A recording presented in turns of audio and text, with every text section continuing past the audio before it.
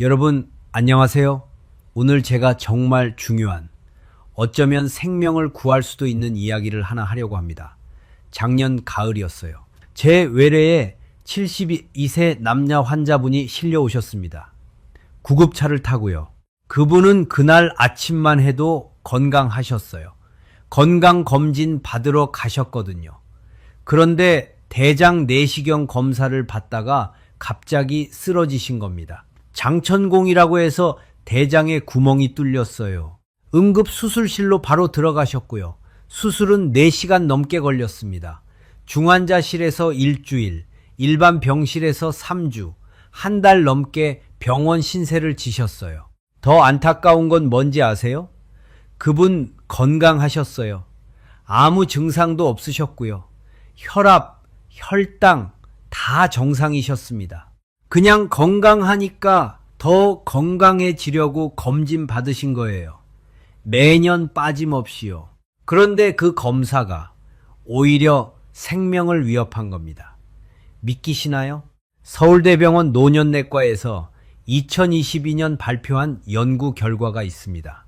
75세 이상 고령층이 건강검진 중에 겪는 합병증을 10년간 추적한 건데요. 놀라운 사실이 밝혀졌어요. 검사 중 발생하는 심각한 부작용이 젊은 사람보다 무려 5배나 높았습니다. 5배요. 그리고 이 중 73%는 사실 꼭 필요하지 않았던 검사였다는 겁니다. 제가 30년 넘게 환자분들을 진료하면서 정말 많이 봤어요.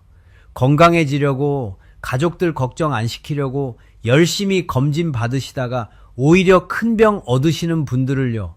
오늘 이 영상을 끝까지 보시면 여러분과 가족의 건강을 지킬 수 있는 정말 중요한 정보를 얻으실 겁니다. 어떤 검사를 피해야 하는지, 대신 뭘 해야 하는지 다 말씀드리겠습니다. 그런데 왜 70대가 넘으면 검사가 위험해질까요? 젊었을 땐 괜찮았던 검사가요. 이유가 있습니다. 우리 몸은 나이가 들면서 여러 가지가 변하거든요. 하버드 의대 노화연구소에서 15년간 추적한 데이터를 보면요. 70세가 넘으면 혈관 탄력성이 50대의 절반으로 떨어집니다. 절반이에요. 그러니까 작은 충격에도 혈관이 터지거나 막힐 위험이 높아지는 거죠. 신장 기능도 마찬가지예요. 대한신장학회 2023년 보고서에 따르면 75세 이상의 82%가 만성신부전 3단계 이상이랍니다. 본인은 모르세요. 증상이 없으니까요. 그런데 검사에 쓰는 약물들, 특히 조영제 같은 거는 신장으로 배출되거든요. 약한 신장에 엄청난 부담을 주는 겁니다. 회복력도 문제예요. 젊은 사람은 검사 후 이틀이면 회복하는데요. 70대는 일주일, 80대는 한 달 걸립니다. 연세대 세브란스 병원 노인병센터 김영식 교수님 연구팀이 밝혀낸 거예요. 같은 검사를 받아도 합병증 회복 기간이 4배에서 10배까지 차이 난다고요. 그리고 제가 정말 중요하게 생각하는 부분이 하나 더 있어요. 기대 여명입니다. 조금 불편한 말씀일 수 있는데요. 현실을 직시해야 해요. 통계청 자료를 보면 75세 평균 기대 여명이 12년입니다. 남자는 10년, 여자는 14년이고요. 그럼 천천히 자라는 암을 발견했을 때 그걸 치료하는 게 정말 도움이 될까요? 치료 과정이 너무 힘들어서 남은 삶의 질을 크게 떨어뜨릴 수 있거든요. 제가 아는 선배 의사 선생님 한 분 계세요. 올해 76세이신데요. 평생 환자들 진료하시면서 너무 많이 보신 거예요. 과잉 검사 때문에 고생하시는 분들을요. 그래서 본인은 이제 종합검진 안 받으신대요. 대장 내시경도 PT, CT도 다 안 받으세요. 대신 기본 혈액 검사만 1년에 한 번 하시고요. 증상 있을 때만 병원 가신다고요. 검사가 병을 만든다라는 말씀을 하셨어요. 자, 그럼 지금부터 본격적으로 70대 이상이 피해야 할 5가지 검사에 대해 말씀드리겠습니다. 혹시 여러분이나 주변 가족분들이 이런 검사를 계획하고 계시다면 이 영상을 꼭 함께 보세요. 생명을 구할 수도 있는 정보입니다. 첫 번째, 대장 내시경입니다. 예, 맞습니다. 대장암 조기 발견으로 유명한 바로 그 검사요. 젊었을 때는 정말 중요한 검사예요. 50대, 60대 초반까지는 꼭 받으셔야 하고요. 그런데 75세가 넘으면 이야기가 완전히 달라집니다. 왜 그럴까요? 먼저 준비 과정부터 문제예요. 대장 내시경은 하루 전부터 금식하셔야 하잖아요. 그리고 장정결제라는 약을 드시고 설사를 계속 하셔야 하고요. 보통 4리터의 물을 마셔야 합니다. 4리터요. 큰 생수통 2개예요. 젊은 사람도 힘든데 70대가 넘으면 정말 고역이죠. 삼성 서울병원 소화기내과 2021년 연구 데이터를 보면요. 75세 이상에서 장정결 과정 중 응급실 내원율이 18%였습니다. 10명 중 거의 2명이 검사도 못 받고 응급실로 실려간 거예요. 왜요? 탈수 때문이에요. 계속 설사하니까 몸에 수분이 빠져나가잖아요. 혈압이 떨어지고 의식이 흐려지고요. 심장이 약하신 분들은 부정맥이 올 수도 있어요. 전해질 불균형도 문제입니다. 특히 칼륨이 떨어지면 심장이 멈출 수도 있거든요. 제가 직접 본 케이스만 해도요. 작년에 78세 여자 환자분이 장정결 하시다가 심실세동이 왔어요.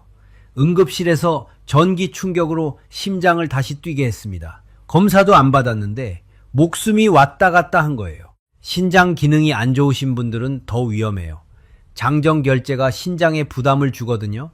폐에 물이 차서 호흡곤란이 올 수 있습니다. 실제로 대한신장학회 보고에 따르면 만성 심부전 환자가 대장 내시경 준비 과정에서 급성 악화되는 비율이 34%라고 해요. 3명 중 1명이요. 그럼 준비만 힘든가요? 아니에요. 검사 자체도 위험합니다. 나이가 들면 대장벽이 얇아지고 약해지거든요. 서울 아산병원 대장학문외과 연구팀이 발표한 자료를 보면요. 70대 이상에서 대장 천공 발생률이 젊은 사람보다 5배 높았어요. 내시경을 넣다가 장벽에 구멍이 뚫리는 거예요. 장천공이 생기면 어떻게 될까요? 바로 응급수술입니다. 배를 열어서 뚫린 부분을 꿰매야 해요. 경우에 따라서는 장루, 그러니까 인공항문을 만들어야 할 수도 있고요. 수술 후 합병증도 문제예요. 폐렴, 폐혈증, 심부전, 고령층은 수술 자체를 견디기 어려우실 수 있어요. 실제로 제 환자분 중에 계셨어요. 74세 남자분이었는데요. 대장 내시경 중에 천공이 생겨서 응급수술 받으셨어요. 수술은 잘 됐는데 중환자실에서 폐렴이 왔어요. 그래서 1달 반을 입원하셨고요. 퇴원하셨을 때는 체중이 10kg나 빠지셨더라고요. 걷기도 힘드셨고요. 예전에 건강한 모습으로 돌아가시기까지 반년이 걸렸습니다. 혹시 이런 생각하실 수도 있어요. 그래도 암을 조기에 발견하면 좋은 거 아닌가요? 맞는 말씀이에요. 그런데 제가 가장 강조하고 싶은 건 이거예요. 대장암은 천천히 자라는 암이라는 거예요. 용종이라는 게 생기고 그게 암으로 변하는데 보통 10년에서 15년 걸립니다. 미국 국립암연구소 데이터를 보면요. 용종에서 암으로 진행되는 평균 기간이 12.3년이래요. 계산해 보세요. 75세에 작은 용종을 발견했다고 해봅시다. 그게 암이 되려면 87세예요. 통계청 자료상 75세, 남성의 평균 수명이 85세거든요. 암이 되기 전에 다른 원인으로 돌아가실 확률이 훨씬 높은 거예요. 그런데 위험한 검사를 굳이 받으실 필요가 있을까요? 미국 의학계에서도 이미 권고 지침을 바꿨어요. 미국 예방서비스 태스크포스에서 2021년 발표한 가이드라인을 보면요. 75세 이상은 대장 내시경을 일상적으로 권하지 않는다고 나와 있어요. 대신 대변 잠열 검사로 혈액만 확인하는 걸 추천하고요. 대변 잠열 검사는 정말 간단해요. 집에서 할 수 있고요. 아무 위험도 없습니다. 만약 여기서 이상이 나오면 그때 내시경을 고려하는 거죠. 훨씬 현명한 선택이에요. 실제로 대한대장학문학회에서도 75세 이상은 개별화된 접근을 권고하고 있습니다. 두 번째, CT 조영제 검사입니다. CT 자체는 괜찮아요. 문제는 조영제예요. 조영제가 뭐냐면요, 혈관을 선명하게 보기 위해서 주사로 넣는 약물이거든요. 이게 신장으로 배출되는데요. 여기서 문제가 시작됩니다. 70대가 넘으면 신장 기능이 많이 떨어져 있어요. 겉으로는 멀쩡해 보여도요, 혈액 검사를 해보면 신장 기능이 젊었을 때 절반도 안 되는 분들이 많습니다. 고려대 안암병원 신장내과 연구에 따르면요, 70세 이상의 68%가 사구체 여과율이 60 미만이래요. 정상이 90 이상인데요. 이런 상태에서 조영제를 맞으면 어떻게 될까요? 조영제 유발, 신병증이라는 게 생길 수 있어요. 갑자기 신장이 망가지는 거죠. 한번 망가진 신장은 회복이 정말 어렵습니다. 서울대병원 신장내과 2022년 데이터를 보면요, 조영제 투여 후 급성 신손상이 온 환자 중 42%가 회복이 안 됐대요. 그중 절반은 투석을 시작해야 했고요. 투석이 얼마나 힘든지 아세요? 일주일에 3번씩 병원에 가야 합니다. 한 번에 4시간씩 걸려요. 팔에 굵은 바늘을 2개 꽂고요. 피를 뽑아서 기계로 깨끗하게 만들어서 다시 넣는 거거든요. 투석 받고 나면 완전히 기운이 빠져서 하루 종일 누워 계셔야 해요. 제 환자분 중에 계셨어요. 73세 남자 환자분이었는데요. 건강검진으로 CT 한번 찍으셨어요. 조영제 쓰셨고요. 이틀 후부터 소변이 안 나오기 시작하셨어요. 응급실로 오셔서 검사해보니 급성 심부전이었습니다. 바로 투석을 시작하셨고요. 지금 3년째 투석 중이세요. 일주일에 3번씩요. 검사 한번 잘못 받아서 평생 투석 환자가 되신 거예요. 특히 당뇨병이 있으시거나 고혈압약을 드시는 분들은 더 조심하셔야 합니다. 대한당뇨병학회 보고에 따르면요, 당뇨 환자가 조영제 검사 후 신손상이 올 확률이 일반인의 3배래요. 혈압약 중에서도 이뇨제나 ARB 계열 약을 드시면 위험이 높아지고요. 조영제를 쓰기 전에는 반드시 신장 기능 검사를 해야 해요. 크레아티닌이라는 수치를 확인하는 거거든요. 만약 신장 기능이 안 좋으면 조영제 없는 검사로 대체해야 합니다. 초음파나 MRI로요. 요즘은 초음파 기술이 정말 좋아져서 조영제 CT만큼 잘 보이거든요. 조영제 알레르기도 큰 문제예요. 젊었을 때는 괜찮았어도 나이 들면서 갑자기 알레르기가 생길 수 있거든요. 대한영상의학회 통계를 보면요, 70세 이상에서 조영제 부작용 발생률이 12%래요. 10명 중 1명 이상이에요. 경미한 부작용은 두드러기나 가려움 정도인데요. 심한 경우는 아나필락시스라고 해서 쇼크 상태에 빠질 수 있어요. 혈압이 뚝 떨어지고 호흡 곤란이 오는 거죠. 기관지가 붓고 숨을 못 쉬게 되면 몇 분 안에 사망할 수도 있습니다. 작년에 있었던 일인데요. 76세 여자 환자분이 CT 촬영 중에 갑자기 쓰러지셨어요. 조영제 주사를 맞고 5분도 안 돼서요, 아나필락시스였습니다. 다행히 병원에서 찍다가 그런 거라 바로 응급처치를 해서 살아나셨지만요, 정말 아찔한 순간이었어요. 그분은 지금도 그날을 떠올리면 식은땀이 난다고 하세요. 그래서 70대 이상은 CT를 꼭 찍어야 하는 상황이 아니면 피하시는 게 좋아요. 특히 건강검진 목적으로는 절대 조영제 CT를 받으시면 안 됩니다. 만약 꼭 필요하다면 조영제 없는 CT나 초음파, MRI 같은 다른 검사를 먼저 고려하세요. 세 번째, 운동부와 심전도 검사입니다. 이건 러닝머신 위에서 뛰면서 심장을 검사하는 거예요. 협심증이나 심근경색 위험을 알아보는 검사인데요. 70대 이상한테는 정말 위험합니다. 왜냐하면 검사 중에 실제로 심장 문제가 생길 수 있거든요. 생각해 보세요. 평소에 운동 안 하시는 분이 갑자기 러닝머신에서 뛰는 거예요. 심박수를 최대한 올려야 하는 검사거든요. 보통 목표 심박수가 최대 심박수의 85%예요. 70세면 220에서 70을 뺀 150의 85%니까 127 정도까지 올려야 해요. 이 과정에서 심장에 엄청난 부담이 갑니다. 대한심장학회 2021년 보고서를 보면요. 75세 이상에서 운동부와 검사 중 심각한 부작용 발생률이 2.8%였대요. 100명 중 거의 3명이요. 젊은 사람은 0.3%인데 10배 가까이 높은 거예요. 어떤 부작용이 있냐면요. 심근경색이 올 수 있어요. 검사 중에요.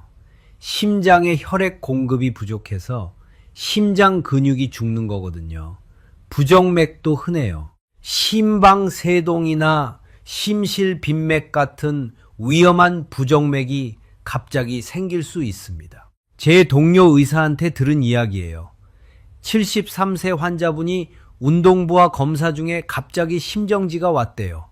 러닝머신에서 뛰다가 쓰러지신 거예요. 다행히 병원에서 검사 중이어서 바로 심폐소생술을 해서 살아나셨지만요. 만약 다른 곳이었으면 큰일 날 뻔했죠. 또 넘어질 위험도 높아요. 70대가 넘으면 균형 감각이 떨어지거든요. 러닝머신에서 뛰다가 비틀거려서 넘어지시는 분들이 많아요. 머리를 다치거나 골절상을 입으실 수 있고요. 연세대 세브란스 병원 재활의학과 통계를 보면요. 고령층 운동부와 검사 중 낙상사고가 연간 47건이었대요. 한 병원에서만요. 더 큰 문제는 이 검사의 정확도가 고령층에서 떨어진다는 겁니다. 위양성이라고 해서 실제로는 문제가 없는데 이상하다고 나오는 경우가 많아요. 삼성서울병원 순환기내과 연구를 보면요. 70세 이상에서 위양성률이 38%였어요. 10명 중 4명은 멀쩡한데 이상하다고 나온 거죠. 그러면 어떻게 될까요? 추가 검사를 받게 됩니다. 관상동맥 조영술 같은 침습적인 검사까지요. 사타구니 혈관에 카테터를 넣어서 심장 혈관을 보는 건데요. 이것도 위험한 검사예요. 이 보는도 손이 출혈, 혈종, 혈관 손상 같은 합병증이 생길 수 있거든요. 그 과정에서 불필요한 시술까지 받게 될 수 있어요. 스텐트를 넣는다거나요. 고려대 구로병원 순환기내과 2022년 분석을 보면요. 운동부와 검사 양성으로 관상동맥 조영술을 받은 75세 이상 환자 중 실제로 의미 있는 협착이 있던 경우가 28%밖에 안 됐대요. 나머지 72%는 괜히 시술 받은 거예요. 그래서 70대 이상은 운동부와 검사 대신에 심장 초음파나 가만히 누워서 찍는 심전도로 충분합니다. 심장 초음파는 정말 안전하고요. 심장의 구조와 기능을 다 볼 수 있어요. 판막이 어떤지, 심장 근육이 얼마나 잘 수축하는지 다 확인할 수 있거든요. 위험을 감수하면서까지 운동부와 검사를 받으실 필요가 없어요. 네 번째, 전신 PET-CT 검사입니다. 이건 암 검사로 유명하죠. 정말 비싸고 정밀한 검사예요. 한 번에 150만 원에서 250만 원까지 들어요. 그런데 70대 이상한테는 권하지 않습니다. 왜냐하면 이 검사가 너무 민감해서 문제가 없는 걸 찾아내기 때문이에요. 나이가 들면 몸 여기저기 작은 이상들이 생기잖아요. 염증도 있고 작은 혹도 있고요. 대부분 문제가 안 되는 것들이에요. 그런데 PET-CT는 이런 것들을 다 찾아냅니다. 국립암센터 2021년 연구 자료를 보면요. 70세 이상에서 PET-CT 검사 후 추가 검사가 필요한 소견이 나온 비율이 67%였대요. 3명 중 2명이요. 그런데 그 중에서 실제로 암이었던 경우는 8%밖에 안 됐어요. 나머지 92%는 괜히 추가 검사 받은 거죠. 추가 검사가 뭐냐면요. 조직 검사예요. 의심되는 부위에서 조직을 떼어내서 현미경으로 보는 거거든요. 폐에 작은 결절이 보인다고 해봐요. 조직 검사하려면 가슴에 바늘을 찔러 넣어야 해요. 이 과정에서 기흉이라고 해서 폐에 구멍이 생길 수 있어요. 서울 아산병원 흉부외과 통계를 보면요. 폐 조직 검사 후 기흉 발생률이 젊은 사람은 5%인데 70세 이상은 18%였대요. 거의 4배예요. 기흉이 생기면 가슴에 튜브를 넣고 일주일씩 입원해야 합니다. 호흡도 힘들고 통증도 심하고요.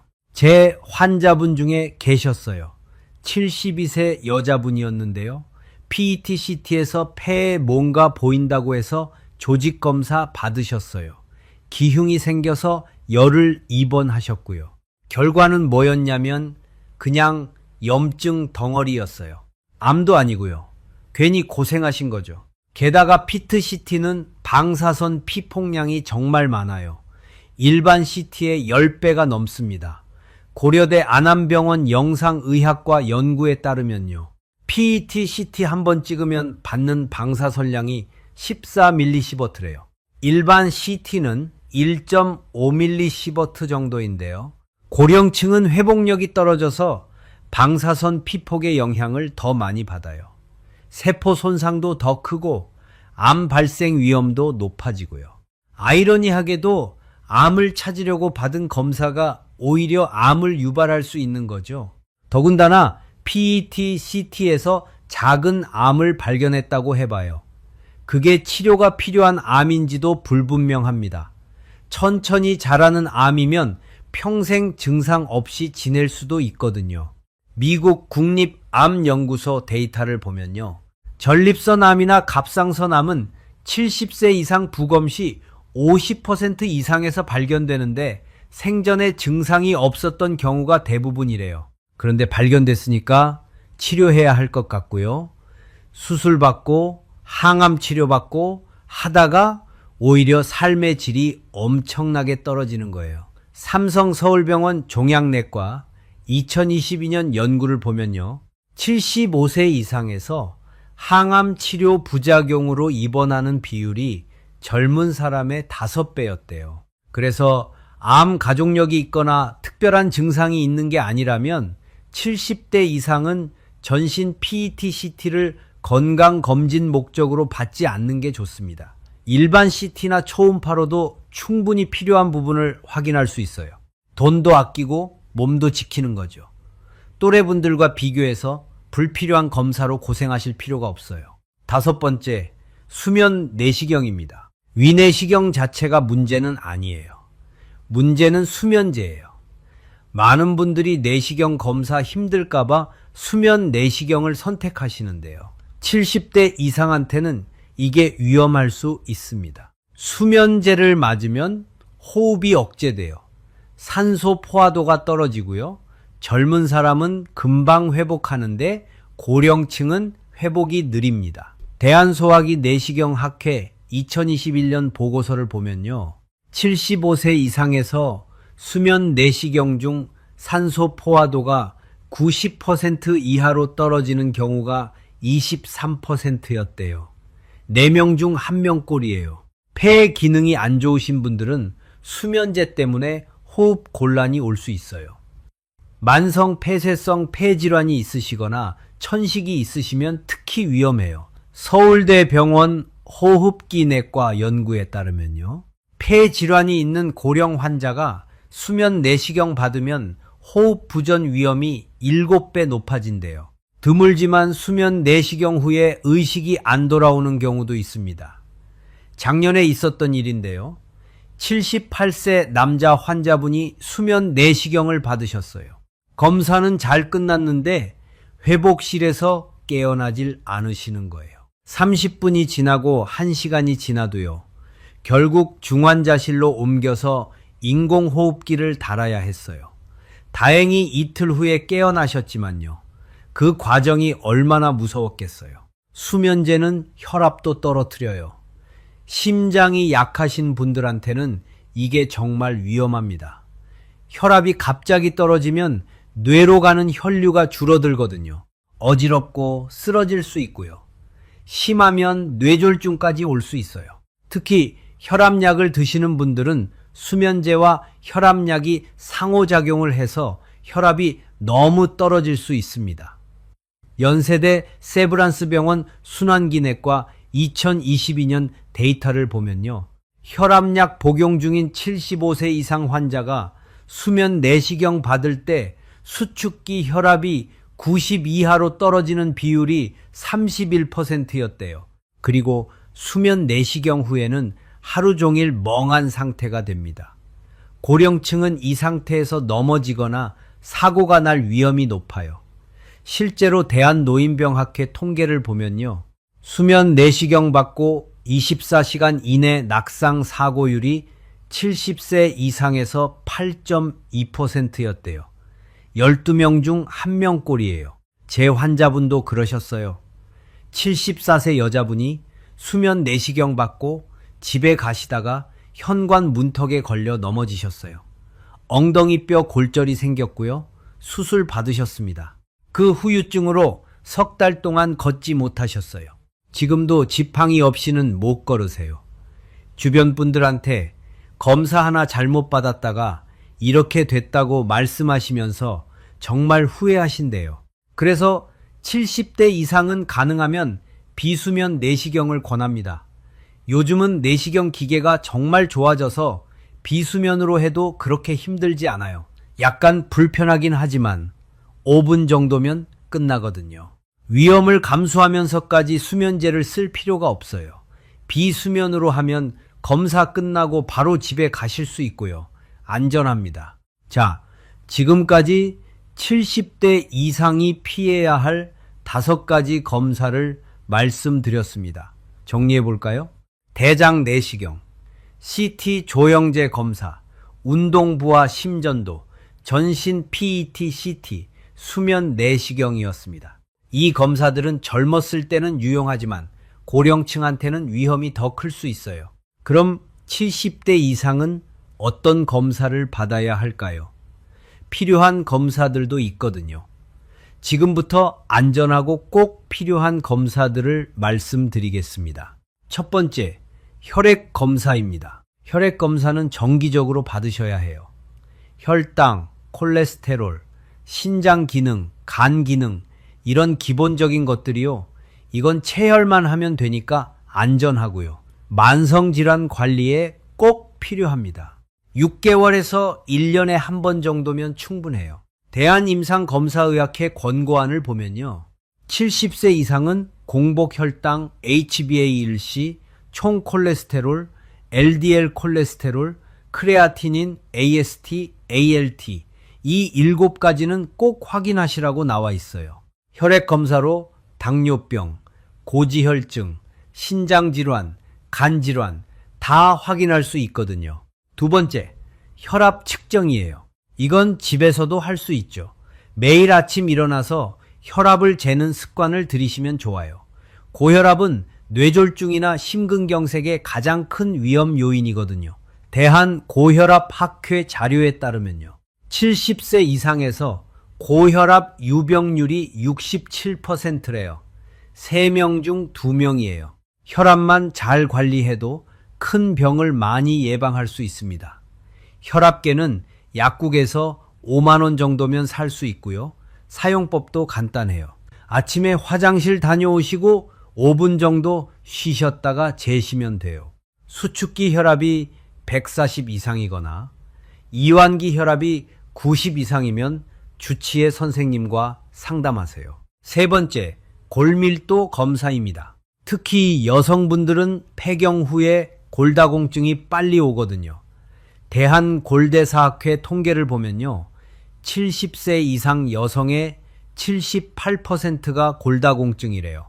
골밀도 검사는 방사선 피폭도 거의 없고 간단해요. 2년에 한 번 정도 받으시면 됩니다. 골다공증이 심하면 약물 치료를 시작해야 해요. 골다공증을 방치하면 작은 충격에도 뼈가 부러지거든요. 엉덩이뼈, 척추뼈, 손목뼈, 골절이 흔해요.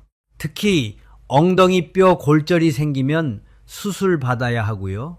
서울 아산병원 정형외과 연구에 따르면 엉덩이뼈 골절 후 1년 내 사망률이 75세 이상에서 28%래요. 네 번째, 눈 검사예요. 백내장, 녹내장, 황반변성 같은 게 나이 들면 흔하게 생기거든요. 1년에 한 번 안과에서 정밀 검사를 받으시는 게 좋습니다.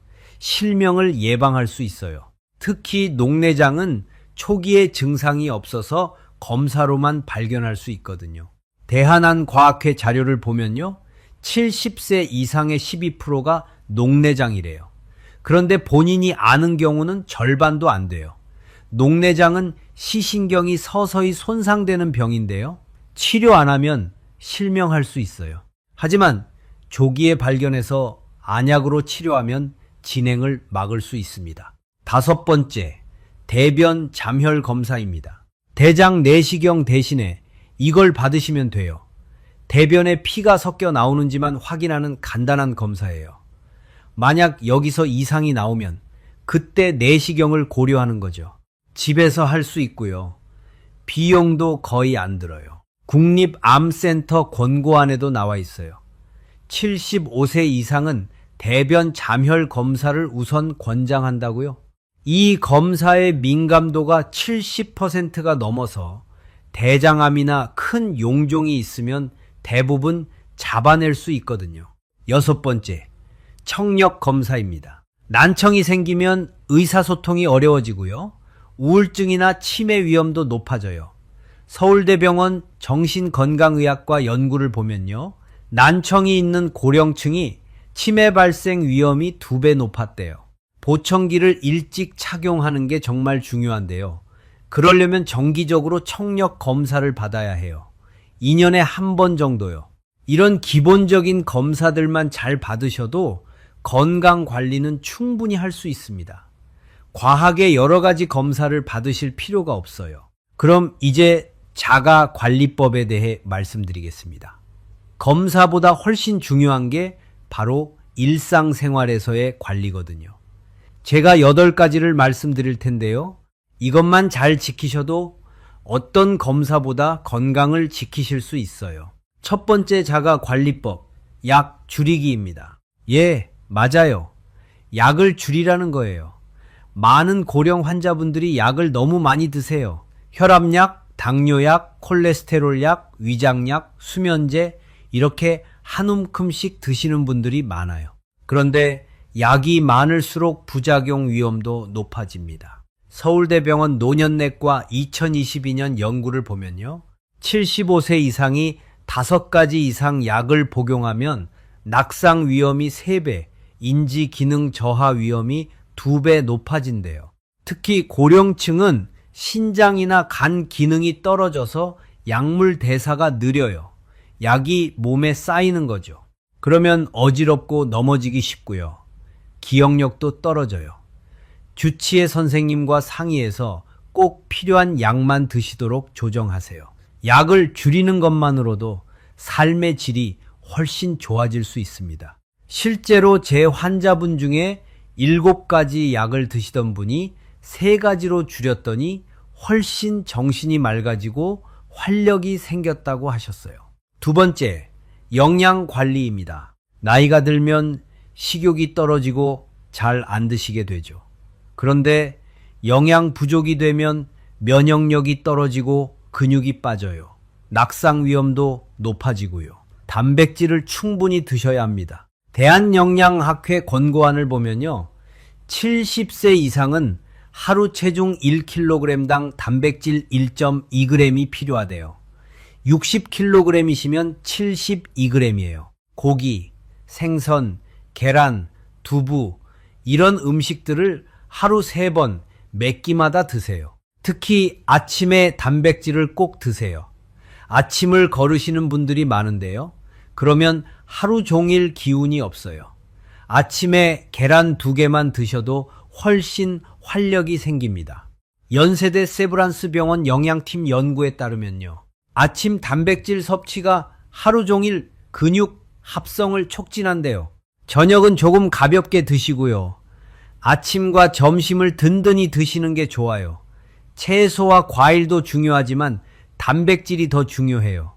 탄수화물은 조금 줄이시고요. 밥을 한 공기 다 드시지 마시고 반 공기만 드세요.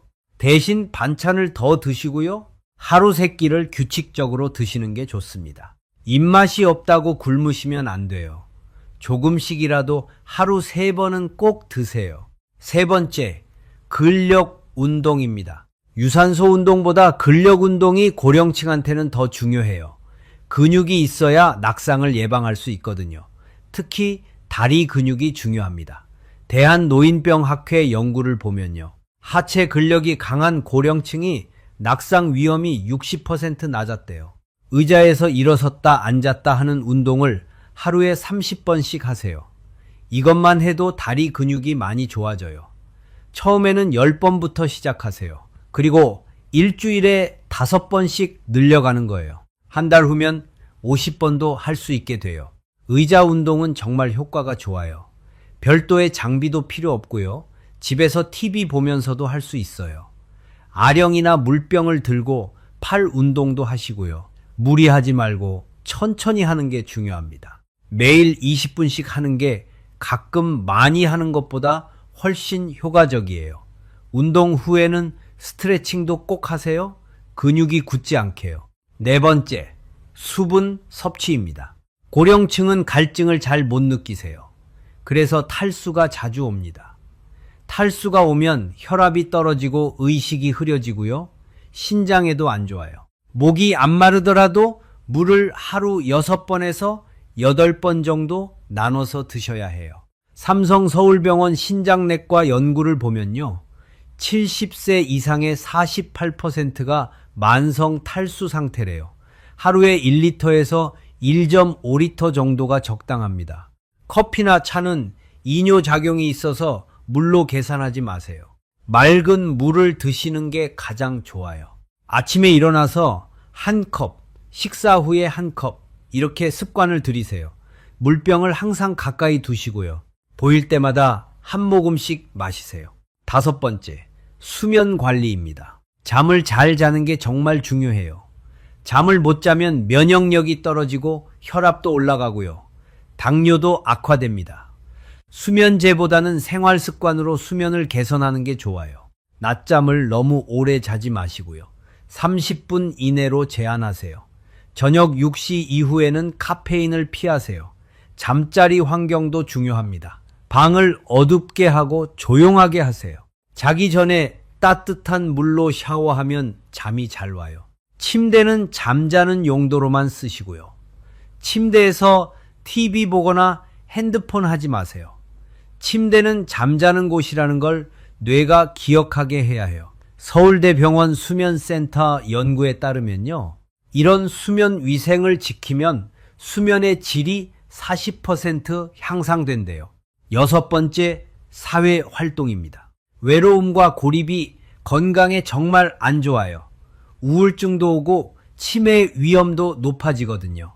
하버드 의대 80년 종단 연구를 보면요. 사회적 관계가 좋은 사람이 그렇지 않은 사람보다 평균 7년을 더 산대요. 규칙적으로 사람들을 만나세요. 경로당이나 복지관에 나가시는 것도 좋고요. 취미 활동을 함께하는 모임에 참여하시는 것도 좋아요. 가족들과도 자주 연락하고 만나세요. 일주일에 2-3번은 친구나 이웃과 이야기 나누는 시간을 가지세요. 사회적 관계가 건강에 미치는 영향이 운동이나 식이요법만큼이나 큽니다. 혼자 계시지 마시고 사람들 속으로 들어가세요. 7번째, 낙상 예방입니다. 고령층한테 낙상은 정말 치명적이에요. 한번 넘어져서 골절되면 회복이 어렵고요. 그대로 누워 지내시다가 합병증으로 돌아가시는 경우가 많습니다. 질병관리청 통계를 보면요. 65세 이상 낙상 사고율이 연간 26%래요. 4명 중 1명꼴이에요. 집안 환경을 안전하게 만드세요.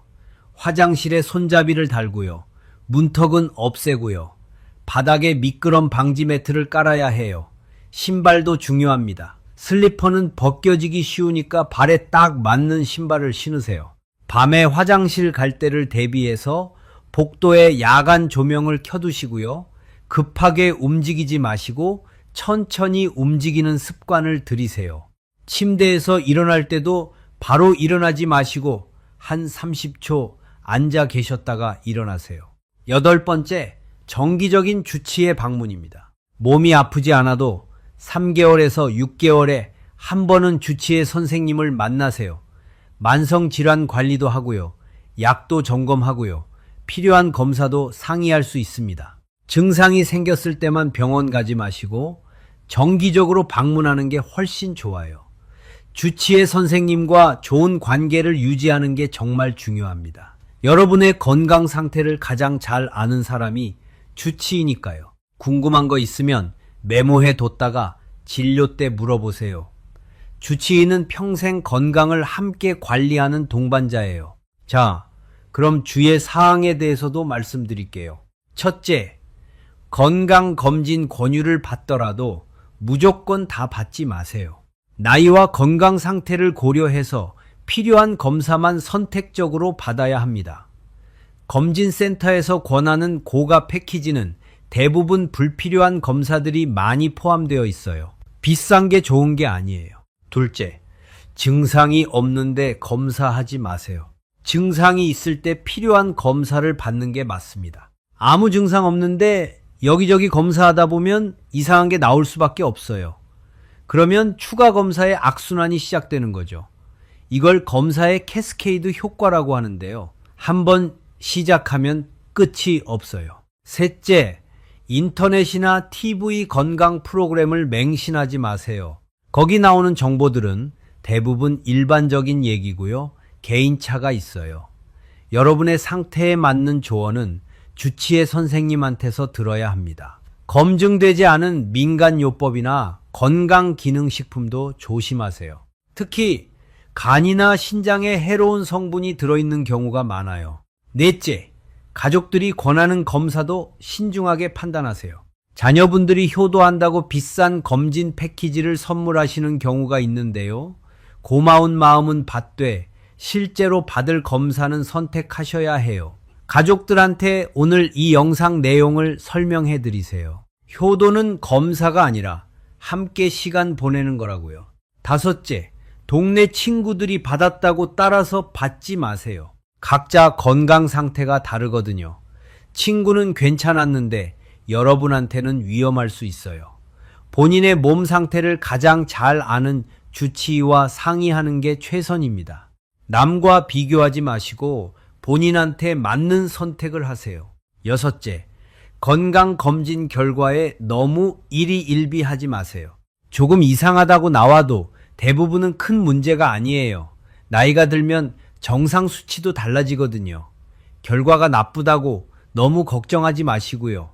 주치의와 상담하세요. 일곱째, 건강에 대한 강박을 버리세요. 완벽하게 건강할 필요는 없어요. 나이에 맞게 적당히 건강하면 되는 거예요. 검사 수치 하나하나에 집착하지 마시고요. 전반적인 삶의 질을 높이는 데 집중하세요. 자, 이제 오늘 말씀드린 내용을 마지막으로 정리해 드릴게요. 70대가 넘으면 피해야 할 5가지 검사 기억하시죠? 대장 내시경, CT 조영제 검사, 운동부와 심전도, 전신 PET CT, 수면 내시경이었습니다. 이 검사들은 젊었을 때는 유용하지만 고령층한테는 위험이 더 클 수 있어요. 대신 안전한 기본 검사들을 정기적으로 받으시고요. 혈액 검사, 혈압 측정, 골밀도 검사, 눈 검사, 대변 잠혈 검사, 청력 검사, 이 6가지만 잘 챙기셔도 충분합니다. 그리고 일상생활에서의 관리가 훨씬 더 중요하다는 걸 기억하세요. 약을 줄이고 단백질을 하루 3번 꼭 드시고 근력 운동을 매일 20분씩 하시고 물을 하루 6번에서 8번 나눠서 드시고 잘 주무시고 일주일에 두세 번 사람들 만나시고 낙상 조심하시고 주치의를 정기적으로 만나는 것. 이 8가지가 어떤 검사보다 여러분의 건강을 지켜줄 겁니다. 우리 어르신들 평생 고생하시면서 자식 키우고 나라 발전시키셨잖아요. 이제 우리 건강 챙길 때예요. 아직 늦지 않았습니다. 오늘부터 실천하시면 됩니다. 손주들과 오래오래 건강하게 지내시길 바랍니다. 여러분의 건강이 제일 중요합니다. 가족들한테 짐이 되지 않으려면 건강해야 해요. 그런데 건강해지려고 위험한 검사 받으시면 안 됩니다. 안전하게, 현명하게 건강을 지키세요. 또래분들과 비교했을 때 당당하게 나는 건강하다고 말씀하실 수 있는 그날까지 우리 함께 노력합시다. 오늘도 저와 함께 건강 공부하시느라 고생하셨습니다. 중요한 건 아는 것보다 실천하는 거예요. 오늘 배우신 내용 꼭 기억하시고 실천해 주세요. 도움이 되셨다면 우리 지식한상 가족 여러분 구독과 좋아요로 응원해 주세요. 그리고 주변에 70대 이상 되시는 부모님이나 친척분들께 이 영상 꼭 공유해 주세요. 생명을 구할 수도 있는 정보니까요. 우리 모두 함께 건강하고 행복한 노후를 만들어 가시기를 바랍니다. 여러분이 건강하셔야 가족들도 행복합니다. 여러분이 건강하셔야 손주들과 더 오래 함께 할 수 있어요. 그게 진짜 효도고 진짜 사랑이에요. 우리 함께 건강 지킵시다. 건강한 하루 되시길 바랍니다. 다음 영상에서 또 뵙겠습니다. 감사합니다.